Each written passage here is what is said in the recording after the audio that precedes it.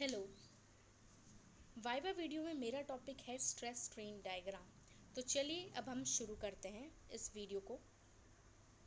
Stress strain diagram एक तरह का कर्व या फिर ग्राफ है, स्ट्रेस और स्ट्रेन के बीच में बनता है वो। ये हमें बहुत ही यूज़फुल हो सकता है अंडरस्टैंड करने में किसी भी मटेरियल का बिहेवियर या फिर उसकी डीफॉर्मेशन प्रोसेस, जब हम उस पर धीरे धीरे लोड को बढ़ा रहे हैं। ये इंजीनियर्स के लिए बहुत ही काम की चीज़ है, क्योंकि ये उन्हें हेल्प कर सकता है राइट मटेरियल को चूज़ करने के लिए for a specific loading condition. इसमें 3 तरह के रीजन्स होते हैं: इलास्टिक रीजन, प्लास्टिक रीजन और रैप्चर रीजन। इलास्टिक रीजन में क्या होता है, ये हुक्स लॉ को परफेक्टली फॉलो करता है। यानी कि आप जैसे ही यहाँ पे मटेरियल में से स्ट्रेस को हटाएंगे या फिर लोड को रिलीज करेंगे, तो ये मटेरियल अपने आप अपनी ओरिजिनल स्टेट में पहुँच जाएगा। प्लास्टिक रीजन में ये होता है कि आप लोड को हटा लें, लेकिन फिर भी वो अपनी ओरिजिनल स्टेट में मटेरियल पहुंच नहीं पाएगा, वो डीफॉर्म हो गया होगा। यानी कि वो जिस स्टेट लोड डालते वक्त वो जैसा था वो वैसा ही रहेगा। रैप्चर रीजन या फिर फ्रैक्चर रीजन में होता ये है कि मटेरियल पूरी तरह से डिस्ट्रॉय होने लगता है, वो अपने स्मॉलर पार्ट्स में टूट जाता है। इसके अंदर हमें, इस ग्राफ के अंदर हमें 2 और टर्म्स को देखने को मिलेगा, जो कि है elastic deformation and plastic deformation. तो पहले हम पढ़ते हैं इलास्टिक डिफॉर्मेशन क्या होता है। इलास्टिक डिफॉर्मेशन में हमारे पास 3 तरह की लिमिट है। प्रोपोर्शनल लिमिट जो कि हमारी ए पे आएगी, इलास्टिक लिमिट जो कि हमारी बी पे आएगी, यील्ड पॉइंट या फिर आप कह सकते हैं अपर यील्ड पॉइंट जो कि हमारा सी पे आएगा। तो प्रोपोर्शनल लिमिट में होता ये है कि ये हुक्स लॉ को परफेक्टली फॉलो करता है।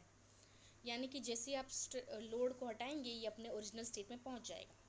इलास्टिक लिमिट में ऐसा होता है कि ये पार्शियली फॉलो करता है हुक्स लॉ को, परफेक्टली नहीं। मतलब इसमें अभी भी आप लोड को हटाएंगे तो ये वापस अपने ओरिजिनल स्टेट में जा सकता है, लेकिन इसमें कुछ चीज़ें चेंज हो गई होती हैं। मतलब ये ओरिजिनल जैसा प्रॉपरली नहीं दिखता, इसमें थोड़े बहुत डिफॉर्मेशन आ गई होती है।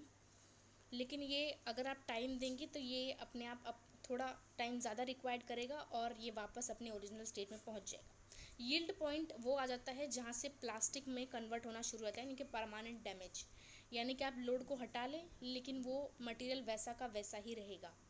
देख रहे हैं आप, जैसे कि सी से प्लास्टिक बिहेवियर चालू होता है, प्लास्टिक लिमिट चालू होती है। प्लास्टिक डिफॉर्मेशन क्या होता है, डक्टाइल पॉइंट सी पे से चालू हो रहा है, जहाँ से हमारा प्लास्टिक बिहेवियर चालू होगा। डक्टाइल पॉइंट में ये होता है कि वो प्लास्टिक नेचर उसने एक्वायर कर लिया है, यानी कि लोड डालते वक्त जो उसका स्टेट था या वो जिस फॉर्म में था वो मटेरियल वो वैसा का वैसा ही रहेगा, आप लोड रिलीज़ कर दे तो भी। अल्टीमेट पॉइंट क्या होता है, अल्टीमेट पॉइंट जैसा कि आप देख सकते हैं डी है हमारा अल्टीमेट पॉइंट। इसमें ये होता है कि यहाँ पे अगर आप, ये सबसे ज़्यादा स्ट्रेंथ को, मैक्सिमम लोड को सहन कर सकता है और इसमें पास अल्टीमेट स्ट्रेंथ होती है। यानी कि अगर आपने ज़्यादा प्रेशर डाला यहाँ से तो वो अपनी प्लास्टिसिटी को छोड़ के टूटने लगेगा। लेकिन ये क्या कहते हैं, अगर ऐसा नहीं होता है तो वो प्लास्टिक स्टेट में ही रहेगा। अब हमारा आता है रैप्चर पॉइंट या फिर फ्रैक्चर पॉइंट, यानी कि ई हमारा। यहाँ पे ये होता है कि यहाँ पे अल्टीमेट फेलियर होता है, यानी आप लोड डाल रहे हैं और मटेरियल टूट रहा है, यानी कि वो अपने स्मॉलर पार्टिकल्स में टूट जाएगा। बस इस स्ट्रेस स्ट्रेन डायग्राम में इतना ही। Thank you.